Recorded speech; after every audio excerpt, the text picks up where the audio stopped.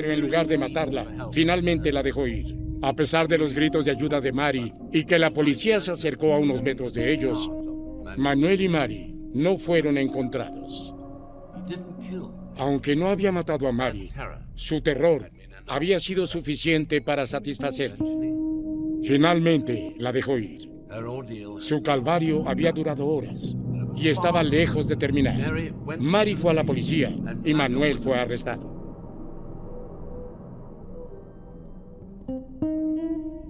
Se le acusó de violación. Se fijó fecha para el juicio. Y sin educación formal ni conocimiento real del sistema legal, Manuel decidió defenderse. Damas y caballeros del jurado, ustedes han escuchado las bellas palabras de mi estimado colega de la Fiscalía. Han oído a mi acusador y han oído a la policía. Ahora, es hora de que escuchen la verdad. Mary y yo hemos sido amigos durante mucho tiempo, más que amigos de hecho. Y fue a principios del día 30 que todo sucedió. Estábamos sacando a pasear a mi perro. Tuvimos una pequeña riña. Nos peleamos y ella cortó su labio. No estoy orgulloso de mí mismo. Y dije, lo siento, de inmediato. Y lo diré de nuevo. Hoy, para ti. Mary, yo lo siento.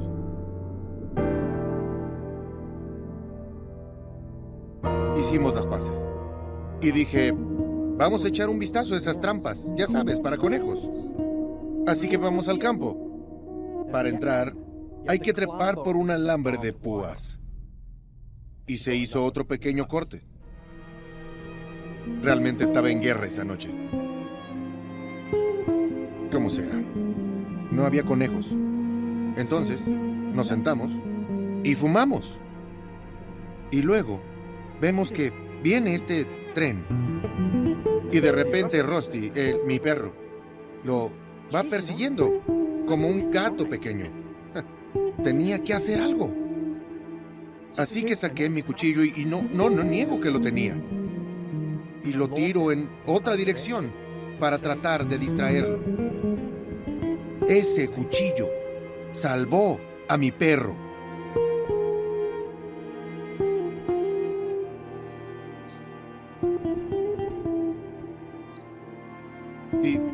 Y yo no culpo a Mary por eso.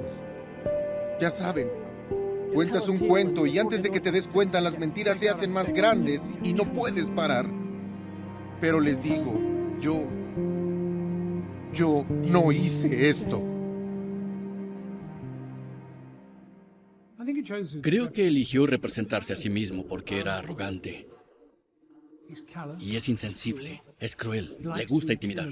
Obviamente era algo con lo que había fantaseado. Y pensó en la forma en que algunos de nosotros podríamos fantasear con estar en un programa de entrevistas. Fantaseaba con ser abogado en la corte y hacer un mejor trabajo. Manuel creía que era mejor que el sistema y ciertamente era capaz de enfrentarse al sistema. El tipo de hombre pequeño contra el mundo, y el jurado se entusiasmó con eso. Di la verdad, porque te hará libre. Obtuviste la inteligencia de tu padre. Sí, y me parezco a mi madre. Aunque no sabía cómo te las arreglarías ahí. Estaba tan asustada. Dije la verdad, ma. Le mostraste a esa chica quién manda. Danos otra copa de esa delicia, pa.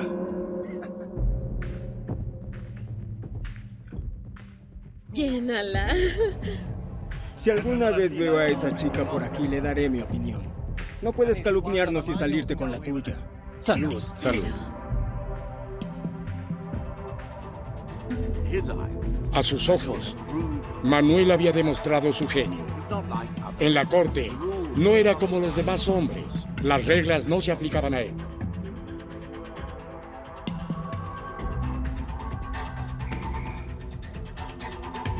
Manuel nació en Nueva York en 1927, pero el intento de su padre por el sueño americano no tuvo éxito. La familia se mudó de regreso al otro lado del Atlántico. Cuando Manuel era solo un niño, se establecieron de forma permanente cerca de Glasgow en 1945. Para entonces, el adolescente Peter Manuel había encontrado un alojamiento alternativo a la edad de 16 años.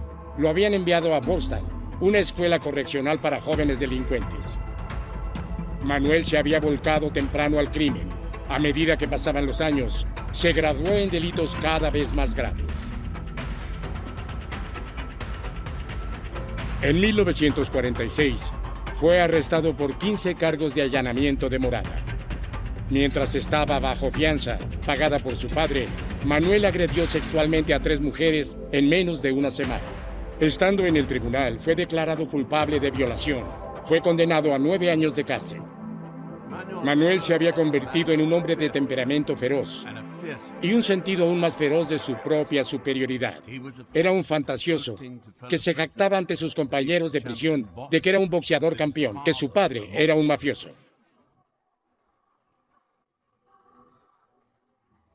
Tenía mucho tiempo para fantasear porque pasaba mucho tiempo sentado en celdas. Manuel había ido al cónsul americano en Glasgow porque dijo que tenía algo de gran importancia para la seguridad nacional estadounidense, a lo cual asombrosamente le creyeron. Lo llevaron en avión a Risley y el FBI lo entrevistó y dijo que el hombre es un fantasioso. Contó historias como que estaba en un avión y que no podía aterrizar, y logró aterrizar el avión a pesar de que nunca había estado en uno, o volado en uno. Quiero decir que no eran muy buenas historias. Manuel pudo haber estado viviendo en un mundo de fantasía, pero sus acciones definitivamente tuvieron consecuencias duraderas en la vida real. Una tarde, a principios de 1956, un hombre paseaba a sus perros por el campo de golf de East Kilbride cuando vio algo. Era una niña, tirada en el suelo cerca del campo de golf. Al principio pensó que estaba tomando el sol, pero pronto descubrió la verdad. El cuerpo fue identificado como Ann Nealon, de 17 años. Ella había estado desaparecida durante 2 días. El asesino, según determinó la policía, había pasado algún tiempo con el cuerpo después de muerto, reacomodándolo, regodeándose de lo que había hecho. Annie Nealon era una chica normal y agradable que recién comenzaba su vida. Y estaba en el lugar equivocado, en el momento equivocado.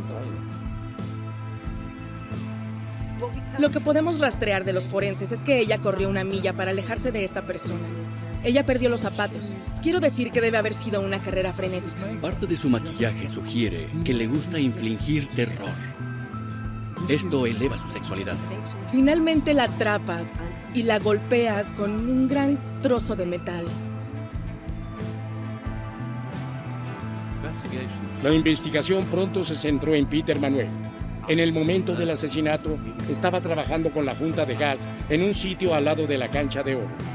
Cuando la policía vino a pedir información, se aseguró de que lo recordaran, como si estuviera tratando de cultivar sospechas. 10 días después de que se encontrara el cuerpo, la policía entrevistó a Manuel en su trabajo y al mismo tiempo, otros oficiales llamaron a la casa de la familia.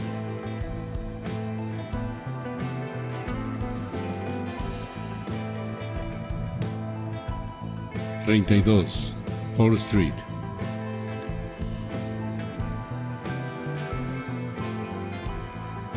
Gracias, señor. ¿Y de qué se trata todo esto? Estamos estableciendo el paradero de su hijo Peter. En la noche del 12 de enero. ¿Estuvo aquí? ¿Toda la noche? Sí. ¿Eso recuerda usted también, señor Manuel? ¿No cree que él tuvo algo que ver con esa chica? Exploramos líneas de investigación. ¿Estuvo aquí esa noche o no? Ella despierta cada que se abre la puerta. Yo tengo el sueño ligero. Y a la mañana siguiente dijiste lo bien que habías dormido. Es correcto. Qué bien que tenga buena memoria, señor Manuel. Así es. Los padres de Ann pasaron por el campo de golf esa noche. Vivirán sabiendo que su hija estaba muerta, o muriendo ahí mismo, mientras conducían. Sé que tienen una hija. No se atreva a meter a mi hija en esto. Tengo una hija también, señor Manuel. Debemos encontrar al que hizo esto. No, mi Peter. Es un buen muchacho. Ya le escuchó. Peter estuvo aquí toda la noche. Ahí está la respuesta a su acusación. Mis colegas se pondrán en contacto si tenemos más preguntas. Lo acompaño a la salida.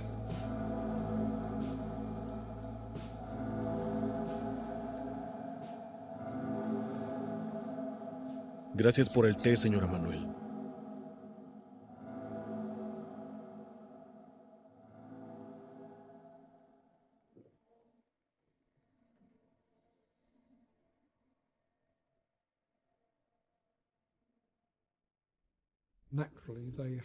Naturalmente tenían cierta lealtad hacia el hijo que habrían amado, a pesar de su conducta criminal. Al igual que mucha gente que comete crímenes atroces, el último peldaño de la decencia es ser leal a tu familia. Y eso está sobrevalorado. Manuel había estado obsesionado durante mucho tiempo con los mafiosos. Anhelaba la aceptación de los peces gordos del inframundo de Glasgow. Conocía las historias de vida de Dillinger y Capone, y tal vez Babyface Nelson, y gente así. Y creo que eso lo consoló, porque puedo decir que hay personas en este mundo con las que me puedo identificar. Pasó tiempo y buscó la compañía de personas que en su día habrían sido reconocidas como importantes criminales, que muy pronto se dieron cuenta de que no podían confiar en Manuel. Ser un mafioso se trata de ser parte de un colectivo. Y él nunca fue parte de un colectivo. Era extravagante, atraía la atención y lo último que quiere un criminal profesional es alguien que se destaque y llame la atención sobre sí mismo. En marzo de 1956, se asoció con otro delincuente de bajo nivel. Su plan era robar la cantina de una mina de carbón cercana.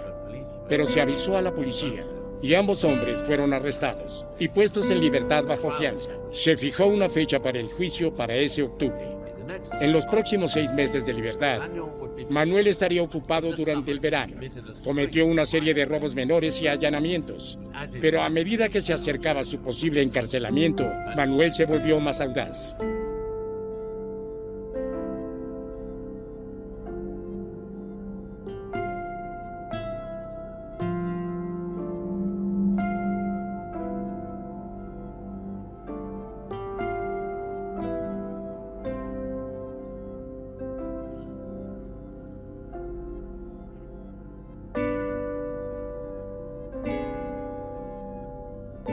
Peter sigue afuera.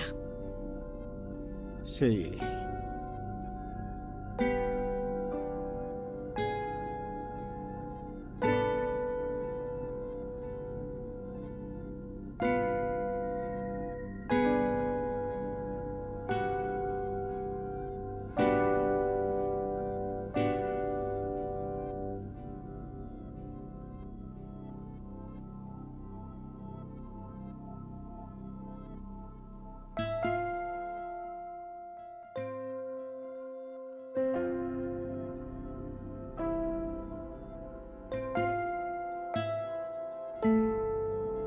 Ya es tarde, ¿no? Ajá. ¿Dijo que llegaría tan tarde?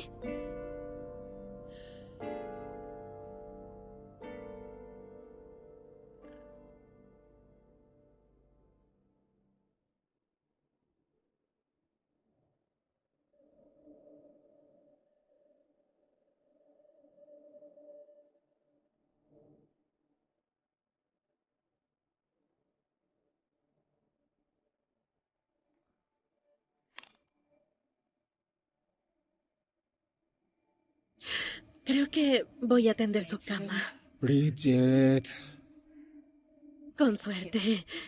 Él llegará en el momento en que termine. ¿Me dejarás leer mi periódico en paz? Si regresa tarde, puede tender su cama. Es un hombre adulto.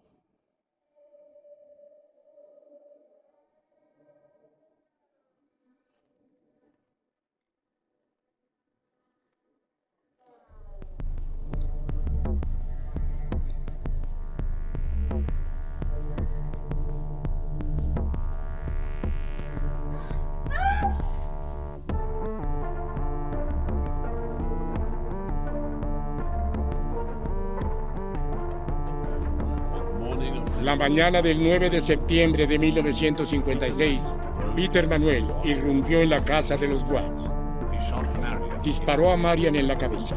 Su hermana estaba de visita y dormida a su lado. Manuel le disparó 2 veces. Luego, entró en la habitación de Vivienne, de 16 años. Los disparos la habían despertado y se puso en alerta. Manuel la golpeó hasta dejarla inconsciente. La ató y le disparó. Luego se fue sin llevarse nada. Manuel fue inicialmente un sospechoso, pero la investigación se desvió. Se acusó al afligido William Watt. Le había dicho a la policía que estaba a 90 millas de distancia cuando ocurrieron los asesinatos, pero 2 testigos insistieron en que lo habían visto en otro lugar esa mañana. A estas alturas, Manuel había sido condenado y encarcelado por el allanamiento de morada en la mina de carbón, pero por sus delitos más graves, un hombre inocente ahora enfrentaba la horca. A Manuel no le gustó que otros llamaran la atención por un delito suyo. Desde su celda, vio a William Watt acusado de los asesinatos que había cometido. Se acercó al abogado de Watt. Tenía información. Le dijo si podían verse. El riesgo de incriminarse a sí mismo no era nada comparado con la emoción de revivir sus crímenes. Pero la arrogancia y necesidad de atención de Manuel ayudaron a salvar a William Watt.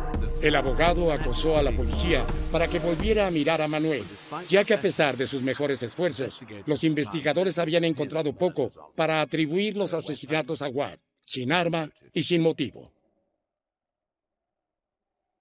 Cuando lo investigaron a fondo, se dieron cuenta de que era imposible que él hubiera hecho eso. Su auto no había salido del estacionamiento y todo estaba cubierto de escarcha. Los hijos de su cuñada todavía creían que William Watt tenía algo que ver con eso. Otras personas piensan que es un ultraje incluso sugerirlo. William Watt definitivamente no cometió estos asesinatos.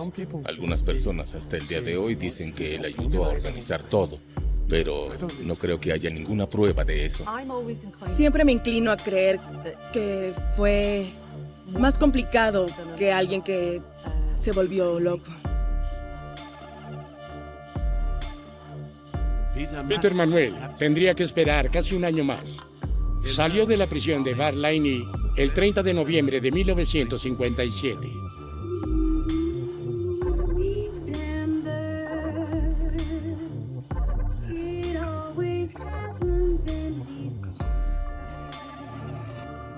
Queda otro plato si aún tienes hambre. Lamento no haber venido a la misa de medianoche, Ma.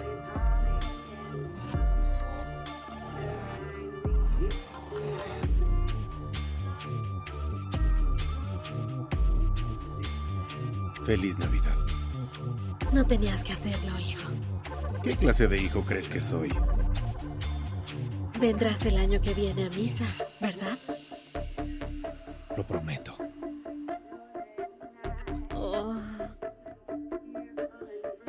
Una bufanda. Oh. Es muy hermosa. Gracias. Eres un buen muchacho. Lo eres. Sus padres esperaban que fuera un hombre reformado, aún lo suficientemente joven como para cambiar su vida. Esos regalos generosos, sin embargo, eran todas cosas que él había robado. Y solo 3 días después de Navidad, Manuel volvió a matar.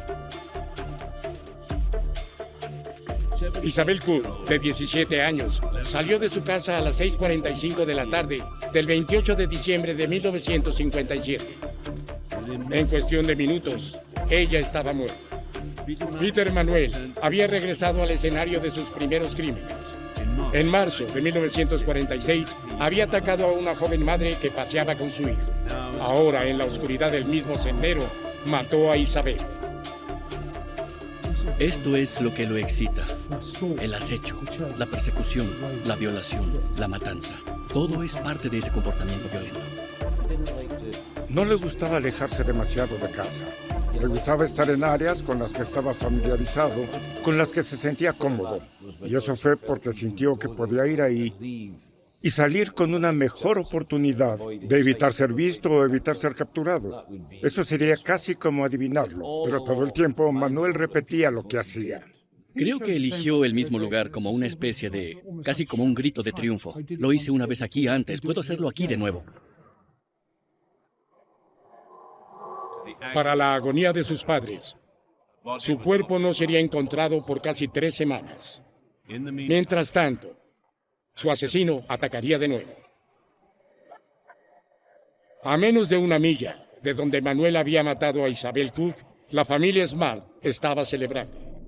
Después de enviar a su hijo de 10 años a la cama, Peter y Doris Smart habían recibido el año nuevo con un whisky de costumbre. A eso de las 2:30 de la mañana, los vecinos los vieron apagar las luces.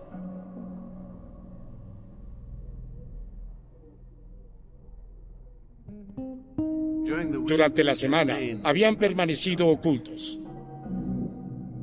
Manuel había regresado repetidas veces a la casa. Había comido su comida, dormido en su sofá, alimentando a su gato. Al robar el auto de la familia, incluso se sintió lo suficientemente seguro como para detenerse y llevar a un policía. ¡Qué inteligente debe haberse sentido Manuel! ¡Qué invencible! Esta vez, sin embargo, había cometido un error.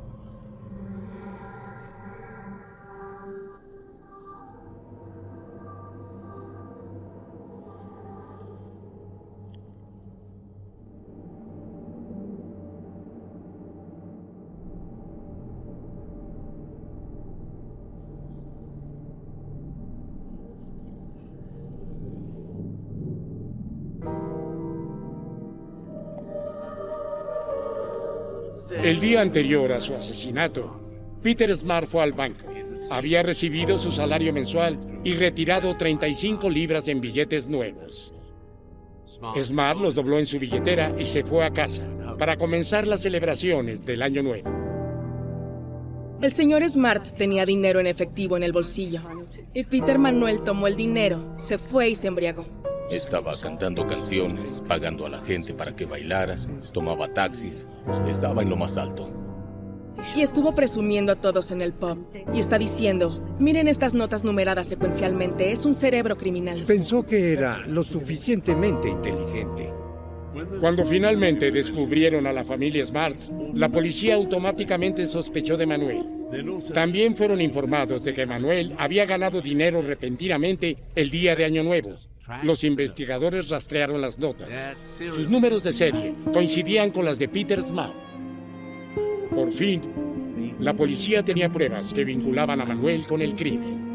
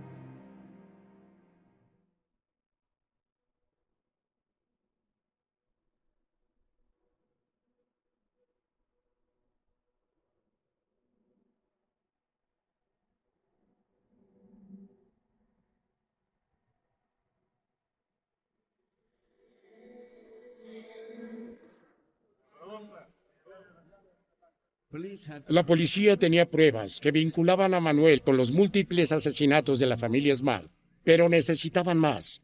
Pasaron muchas horas siguiendo pistas y buscando más pruebas incriminatorias. No creo que haya ninguna duda de que en la investigación de la policía, aunque ya estaban bastante seguros, lo único que la policía no podía permitirse era que Manuel escapara. La policía fue a la casa y la registró, y encontraron un par de guantes que han sido robados. Y le dicen al señor Manuel, ¿estos son sus guantes? Y básicamente dedujeron la respuesta. En ese momento tenía un caso contra Samuel sobre la base de una posesión reciente en circunstancias criminales, que plantea una presunción en ley de que él fue responsable de robarlos en primer lugar o allanarlos. Ahora es una idea ridícula que Samuel Manuel fuera a entrar a la fuerza a la casa, pero al final del día no dijo la verdad.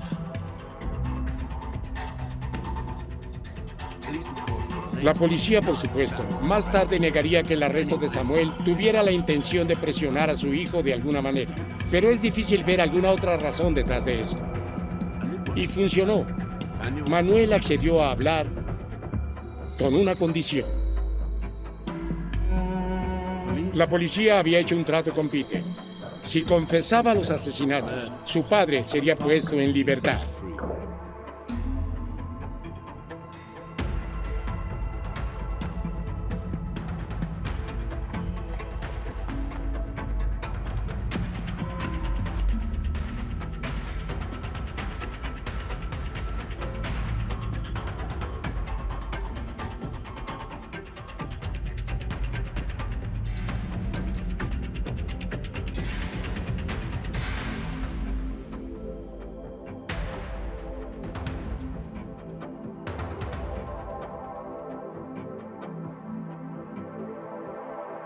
¿Cómo están? James y Theresa envían saludos. Ah, sí. Y yo a ellos.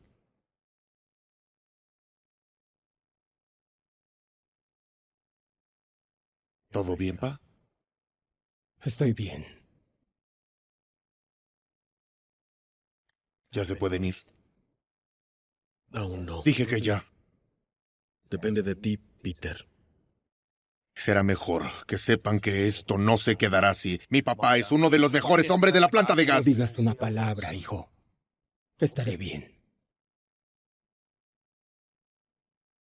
¿Querías hablar con tu madre?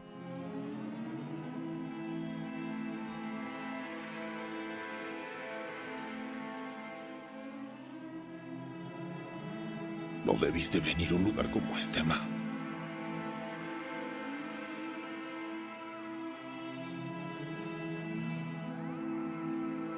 Oiga, él no les dirá nada. Samuel. Coerción, eso es lo que es. Hablaré con mis abogados. ¡Basta! Deja que el niño hable.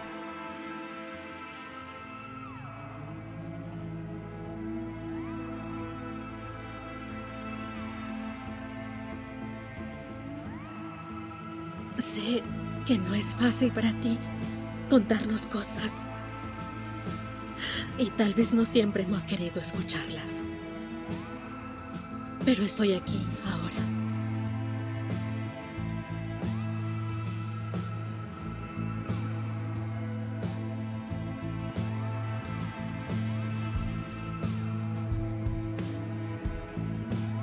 He hecho terribles cosas. Maté a esa chica en East Gilroy. Y a Isabel Cook.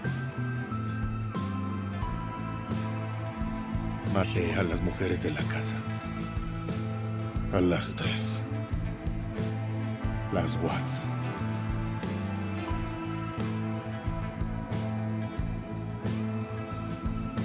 Yo lo hice.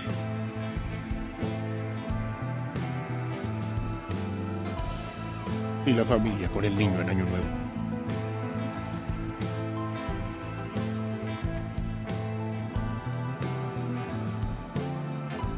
Ni siquiera sé cómo fue que pasó.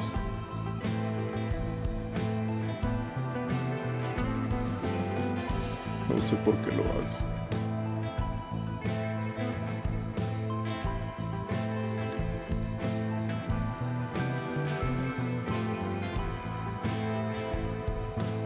La confesión de Manuel parecía ser exactamente lo que la policía necesitaba para asegurar su condena.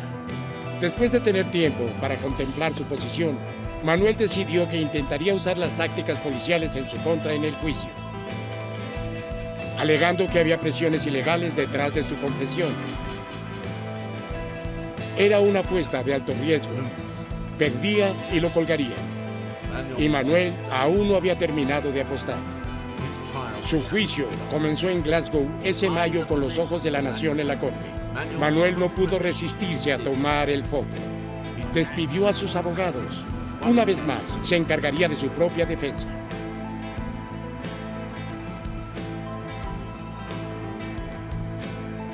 Tribunal Superior de Glasgow.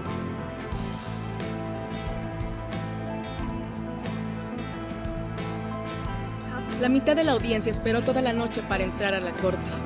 El resto se fue porque ya no pudieron escucharlo, y él estuvo ahí por 6 horas. Le gustaba hablar, le gustaba el sonido de su voz. Él creía que tenía el control de lo que estaba pasando. Cualquier abogado que se presente en la corte regularmente como profesional dirá que hacer preguntas es fácil. El secreto es saber qué pregunta hacer y más aún saber cuándo callarse. Manuel tuvo la arrogancia de pensar que podía defenderse solo, y esto solo fue reforzado por sus 2 testigos estrella, las personas que siempre le habían dado una coartada, sus padres. Su padre fue optimista y mintió, y le dio una coartada, y básicamente solo dijo tonterías con indignación, que es la peor manera de mentir. Dijo que parecía como si hubiera estado drogado o hubiera estado bebiendo. No escuchó a su hijo decir nada en cuanto a confesiones. Nada, la policía inventó todo esto. Los 2 pensaban que todo estaba muy bien, y ambos estaban riendo, y todos en la corte los odiaban. Él realmente no tenía idea de cómo iba a llegar.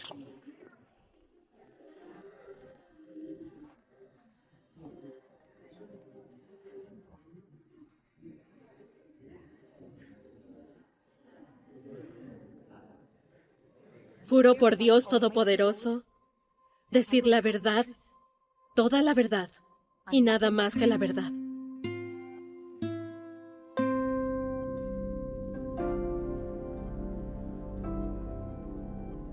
¿Puede confirmar su nombre para la corte? Soy la señora Bridget Manuel. ¿Y su edad? 54. Y vive en el 32 4th Street, Uddingston. Así es. Y también creo que es mi madre. Lo soy. Entonces, si me permite, vamos al punto. El 16 de enero de este año, la llevaron junto con mi padre, su esposo, a la comisaría de Hamilton, ¿es correcto? Sí. ¿Usted sabía por qué? Nos dijeron que querían leer una declaración. ¿Y esa declaración de qué era? Algunos crímenes y algunos misterios sobre cosas que sucedieron en Lanarkshire. En esa declaración, ¿se mencionó algún crimen en específico? No. ¿Y me escuchó hacer alguna otra afirmación? Tú preguntaste si estábamos bien. ¿Y eso fue todo?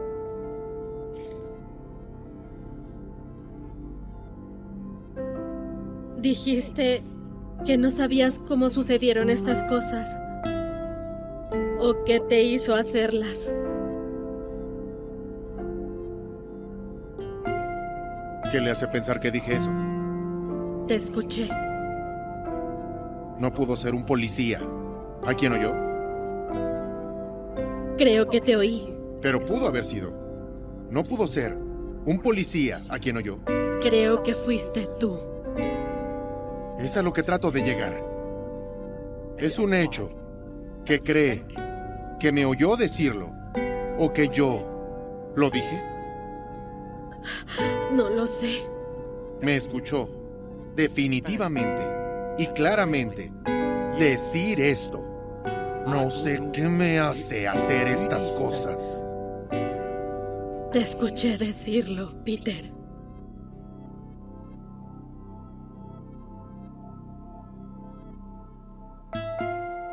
Nadie más lo escuchó decir eso. El padre nunca dio evidencia de que lo haya dicho. La policía no mencionó que lo dijera.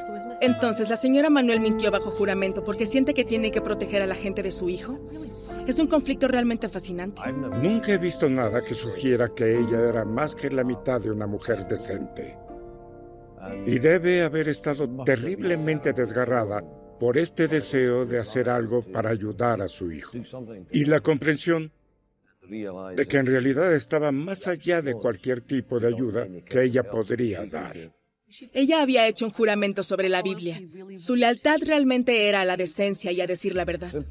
Simplemente como ser humano, podrías pensar que tus hijos se han descontrolado. Podrías pensar que habían hecho cosas que estaban mal. Pero si tu hijo o hija se sentara frente a ti y confesara ese tipo de crimen, ¿cómo reaccionarías?